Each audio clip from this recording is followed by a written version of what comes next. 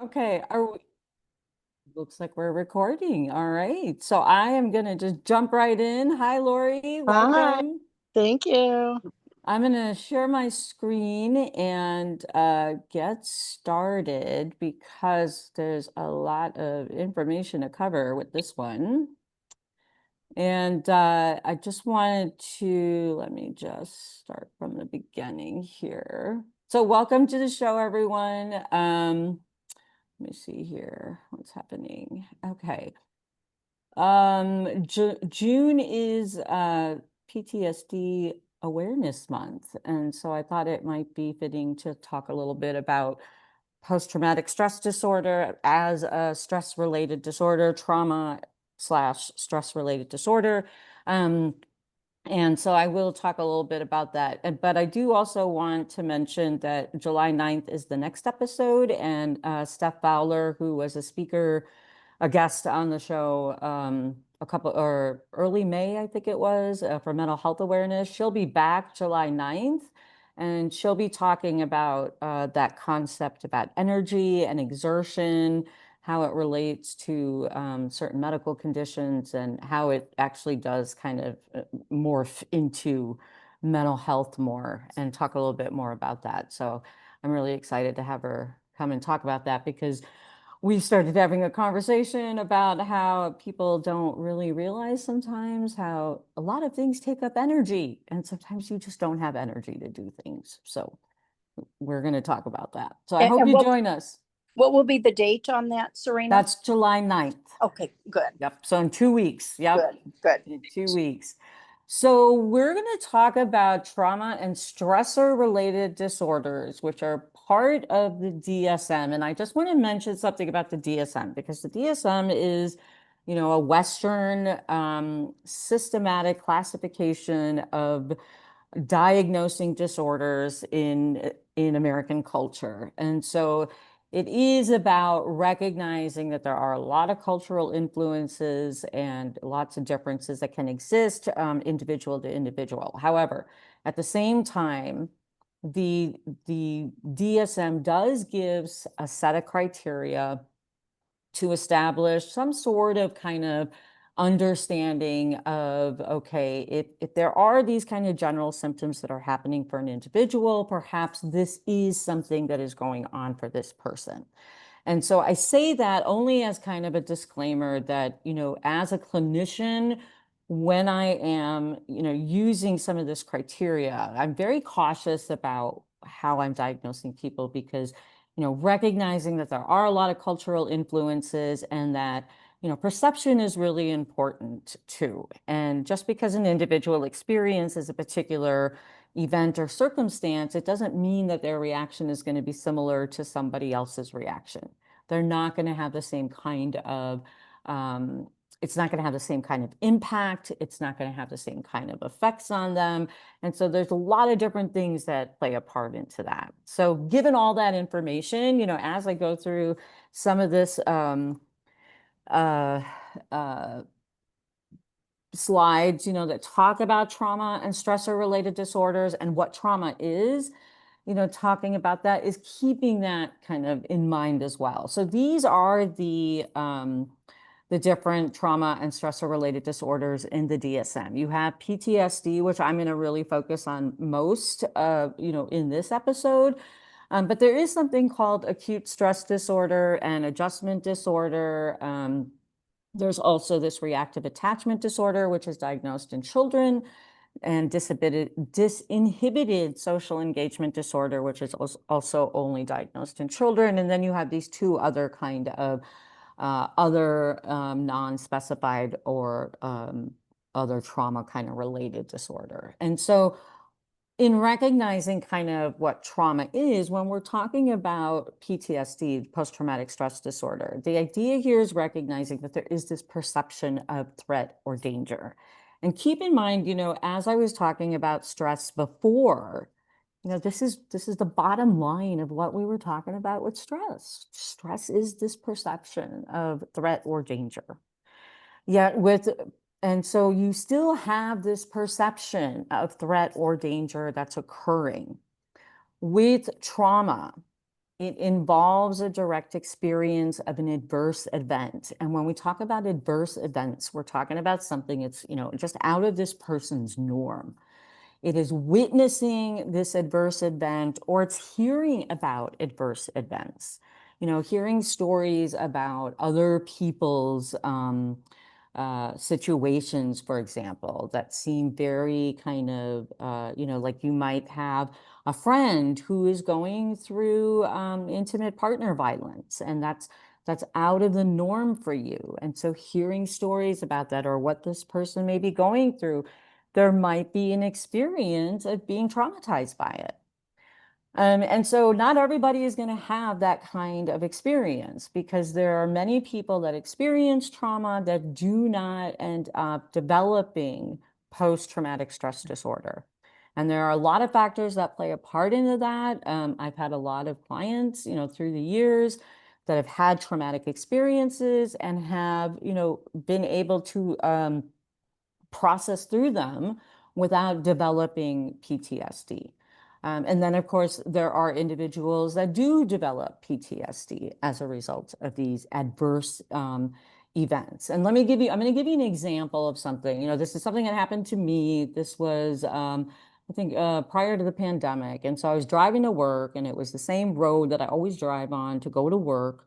And there's like this train track that, exists. So there's a train that goes through, and, I see, like, I'm driving down the road and I see that there's a line of cars. And so I start slowing down because, okay, there's a train coming. I could see the lights, blah, blah, blah. Slow down. I'm parked behind the car. I look in my rear view mirror and I see this white car speeding right towards me. And my perception is, oh my gosh, I'm going to get hit. This car is not slowing down. And so I did not know what to do, could not do anything.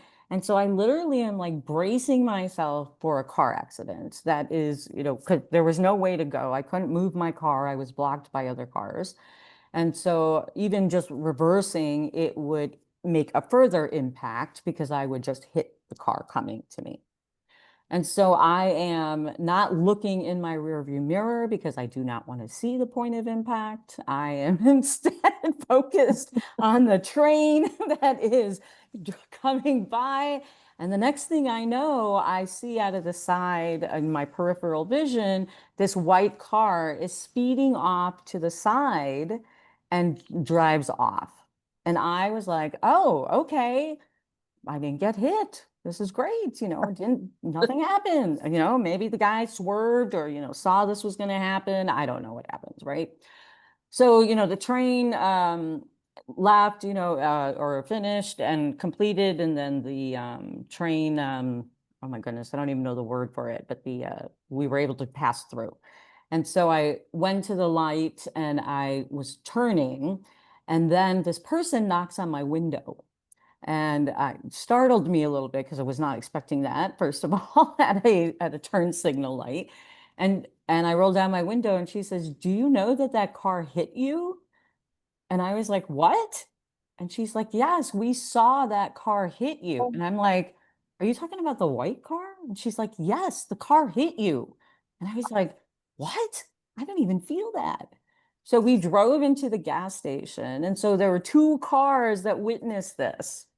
And they both were willing to, for me to take their name, because I was going to file a report. And, um, they were like, "Yes, we saw the car hit you, blah, blah, blah." And I was like, okay, I didn't even feel it. It was very interesting to me. And so I went to work and I got their name. I was going to file a report, and I went to work and I was speaking about it with a colleague of mine. And what had happened, and this is what happens with adverse events, right? Is that you have this kind of out of norm experience, and your brain and your body prepare you for it.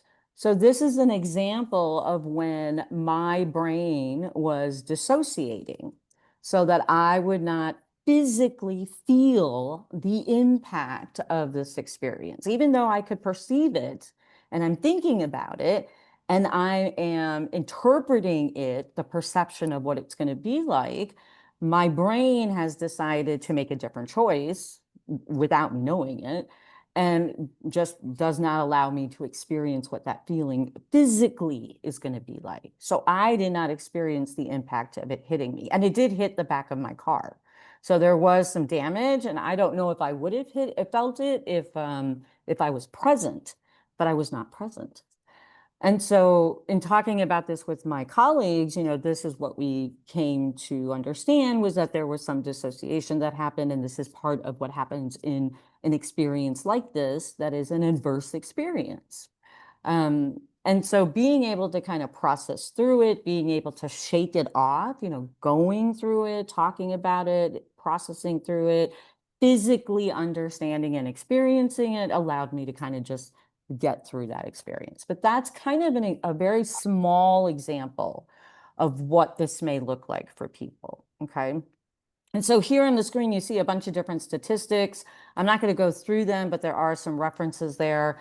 But PTSD and trauma reactions in and of themselves they do have a lot of impact in the community and on individuals when they go untreated. And they go undiscussed and talked about when people don't talk about them. And so it's really important, I think, that people recognize that trauma does happen. People are reacting in normal ways to very adverse experiences.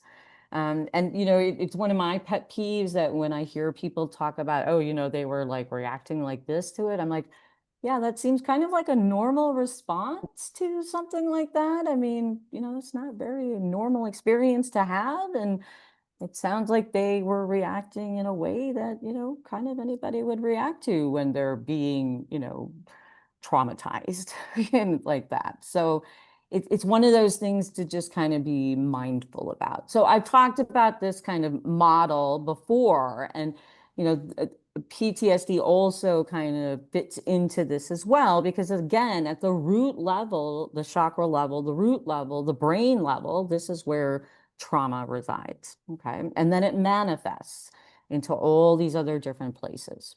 All right. And so again, this is not intended for self-diagnosis, so please consult with a mental health professional. I am putting that out there as a disclaimer, because this is not meant for you to be like, okay, this is what's happening with me.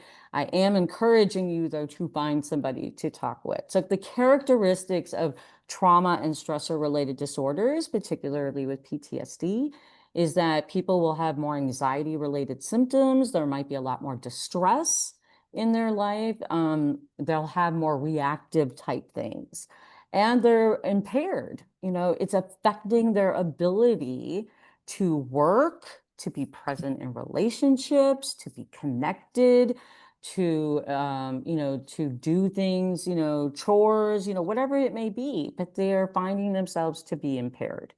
With PTSD, there's an exposure to some events, and there's many different types of trauma exposures. You can have multiple traumas, you can have a single event, you can have chronic exposures. That's something that a mental health professional will talk with somebody or talk with you about. But there are these different reactions that occur in terms of, how a person is responding. And so there's an avoidance response that can happen. A person may just avoid anything related to this particular traumatic event. There might be some hypervigilance where this person is constantly scanning for threats, always looking for something that's going to harm them because they've been harmed. There's these intrusive kind of thoughts or flashbacks that occur. It might be thoughts related to the event. It might be flashbacks to the event. It might be images. It could be words. It could be things that somebody said. Just any kind of intrusiveness that occurs. There can also be negative thoughts and negative moods that are escalated as a result of it. And the time frame, and the reason why I put the time frame up is to demonstrate that it's not something that occurs right away for a lot of people. When PTSD is diagnosed, this is something that happens at least 3 months after the traumatic event. And so that goes to show too that a person can experience trauma or an event that's really adverse and have these symptoms. And these symptoms can be there for a period of time. And they're not even aware that they're experiencing these symptoms as a result of something that happened 3 months ago. And this is why it's important to talk with somebody about these things. So again, there is these kind of, if you Google this image of window of tolerance, I encourage you to do this. There's great images related to this, but the idea with trauma-related symptomatology is that all of us have this kind of window of tolerance, and this is our ability to tolerate moods, cognitions, just our patience, our frustration level, our stress levels. We have a certain window, okay, where we can experience our emotions or what we're feeling and still think fairly clearly at the same time. That is the ideal. That is when we are functioning optimally. We're healthy.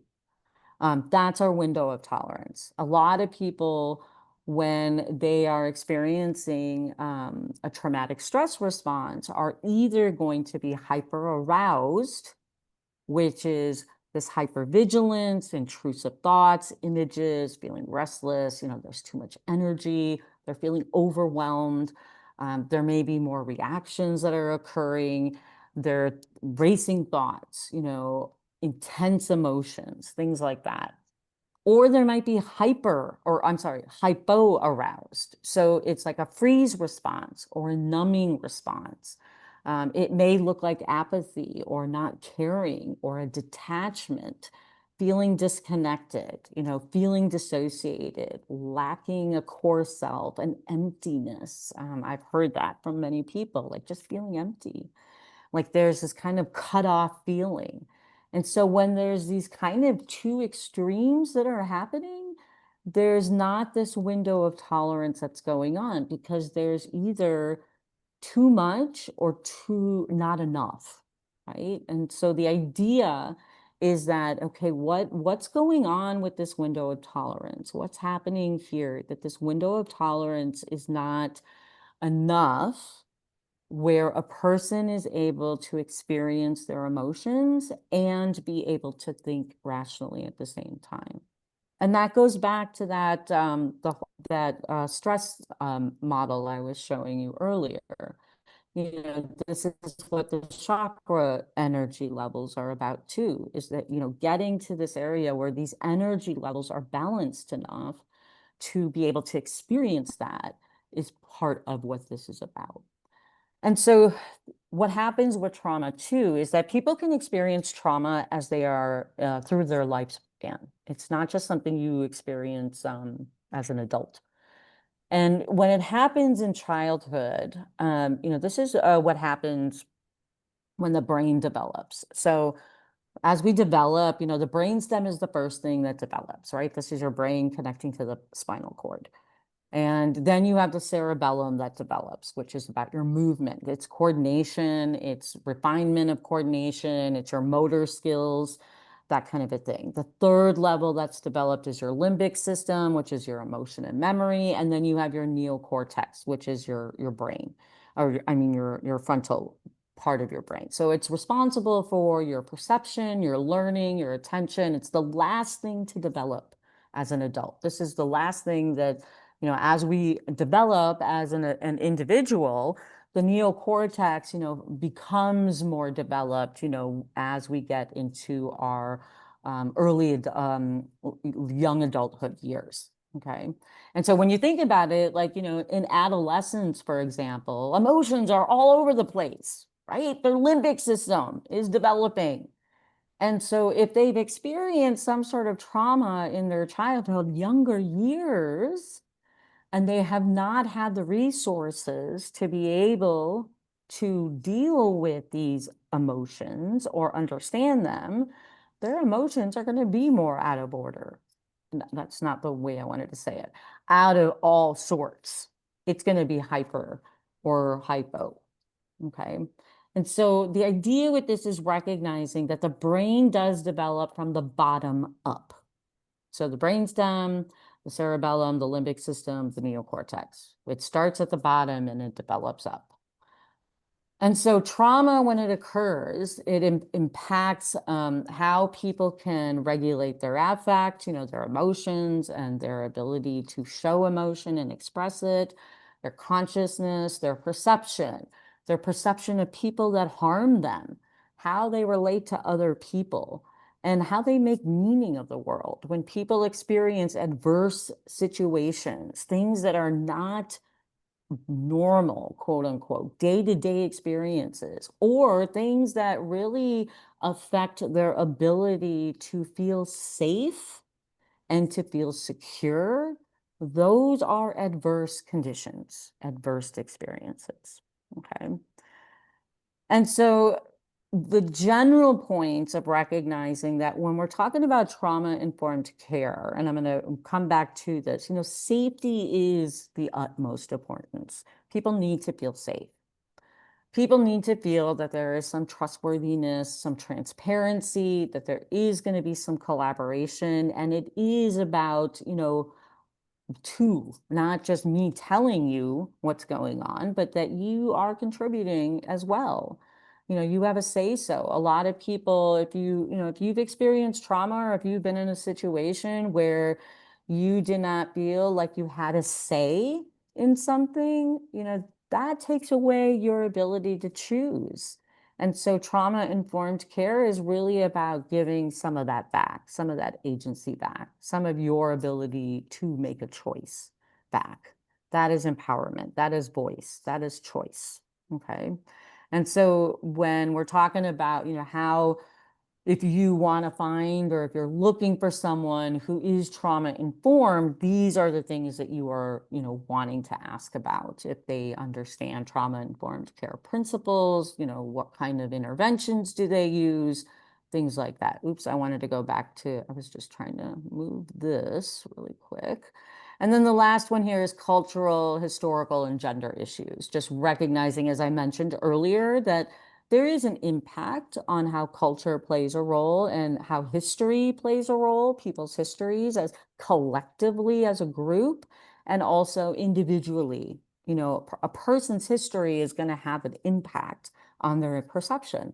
And so it's recognizing that when a person is going to a mental health professional, if they want to work through a traumatic response, how does that history impact that perception? And then, of course, gender issues. From the statistics you've seen, kind of how there are individuals, both identified male and identified female. There wasn't much, there is a lot related to non-cisgendered male and female, and I could not find those statistics in time for this episode, but they are out there. But the idea is that, trauma could be anything. And right now in today's day and age, there's a lot of trauma that people are experiencing. And so it is that kind of safety that has been taken from a lot of people. There's a hypervigilance that has been increased for a lot of people. And so this kind of having to look over your shoulder or having to not know who you can trust or not feeling secure or not knowing if you can collaborate with someone because it doesn't matter what you say, right? These are all things that make an impact in terms of how secure and safe a person is going to feel. And so when we talk about trauma and stress recovery, trauma in and of itself, you're looking at both top-down approaches and bottom-up approaches. And, when we're talking about top-down approaches in looking at recovery and healing from trauma, top-down approaches are going to be approaches that start with the neocortex, all right? And that's going to be things like talk therapy. So traditional talk therapy, okay? This is going to be like going to somebody and they're just talking with you or you're talking with them about your trauma. That's not really the most effective way. There's a lot of research now that demonstrates that. You don't necessarily have to talk about your trauma to heal from it. Bottom-up approaches are, working from the actual somatic experience, from the body, from the sensory motor perspective, because it's held in the body, right? And so recognizing that, talk therapies, and I really like this quote, is that, they involve the brain's ability to override the body, but it can't do that. You can't override the brain's ability. The brain can't override the body. It just can't do that, right? So the pain exists in the tissues, in the body itself. It doesn't exist in the brain or in the mind. And so it's kind of like, how are you trying to, compare an apple to an orange? But that's just not possible. So that's the idea with it. And so the main takeaways, if anything, is that trauma reactions are normal responses to adverse experiences. People that have these kind of different reactions that I hear about people when they come to see me for trauma experiences, and they tell me that, this is what they experience, and okay, that's what you experience. And they're like, okay, you're not going to judge that. I mean, I've had people actually ask me this, and I'd be like, I'm not following. What do you mean judge you? Well, people tell me that's not the right response to have. And uh, there really isn't any right response to have in a traumatic situation or a situation you perceive to be out of your ordinary, because it is out of your ordinary experience. I mean, that's just an out of the ordinary experience. It's like having a car accident on your way to work. You're having a routine day, and this one experience is out of the ordinary. It is going to jar you. I mean, that's just what happens. And sometimes it takes time for people to go back to that routine, and sometimes it doesn't. There's a lot of factors that play a part into what will help not develop a PTSD diagnosis, post-traumatic stress disorder. There's a lot of factors that will hinder that too. So again, not everybody who experiences trauma develops a trauma and stressor related disorder. There are interventions to help the brain restore and heal. Top-down approaches are not always effective. If you have experienced trauma, it is okay to ask a professional how they practice trauma-informed care.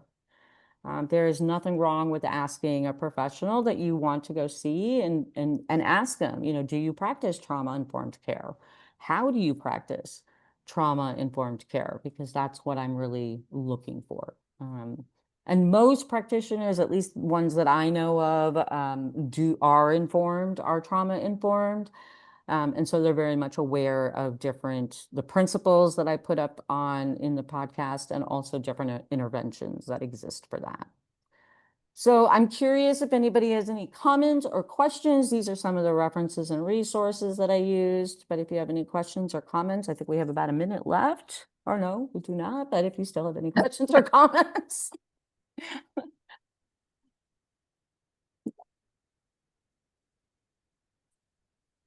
I'm going to stop this sharing. All right, well, I know that was a lot of information, but I did want to just kind of present PTSD and what it is, and, how it evolves and what you can do for that. So I want to thank everybody. Thank you, Cheryl and Lori, and those of you that were listening in live. If you do have any questions, you know how to contact me. Please send me an email. I'm happy to respond or answer any questions. And hopefully we'll see you on July 9th with the guest speaker. Thank you, Serena. Thank you. Thank you for joining. Have a great rest of your evening, everyone. You too. Bye-bye. All right, bye.